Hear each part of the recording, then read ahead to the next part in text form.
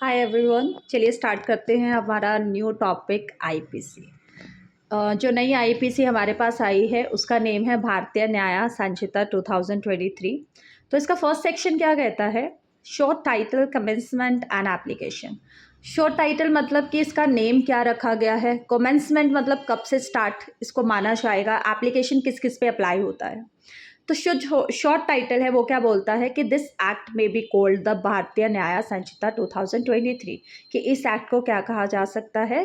भारतीय न्याय संहिता 2023 बोला जाएगा।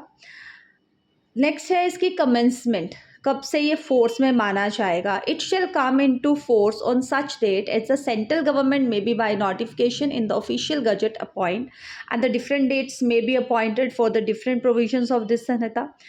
मीनिंग देयर इज़ कि जो इसको माना जाएगा कि कब से ये फोर्स में आया है, ये कौन डिसाइड करेगा? Central government. सेंट्रल गवर्नमेंट क्या करती है, जो हमारा ऑफिशियल गजट बना हुआ है उसमें एक नोटिफिकेशन निकाल देती है।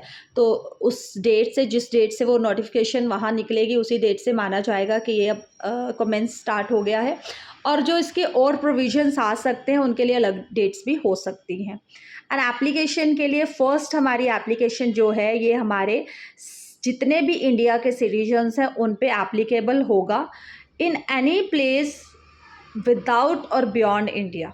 अगर कोई भी Indian with in Indian territory है या इंडिया से बाहर भी है बट वो सिटीजन है इंडिया का, तो उस पे ये एक्ट जो है वो एप्लीकेबल होगा।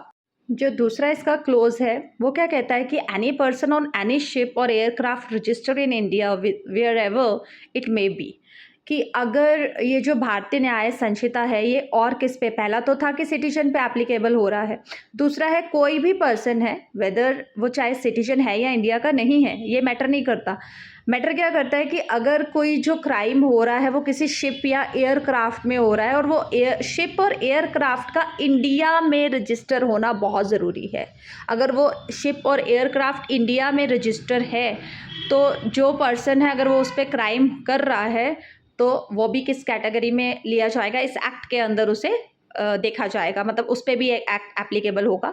तीसरी चीज़ वो क्या कह रहे हैं, that is also very important point, any person in any place without और बियॉन्ड इंडिया, राइट।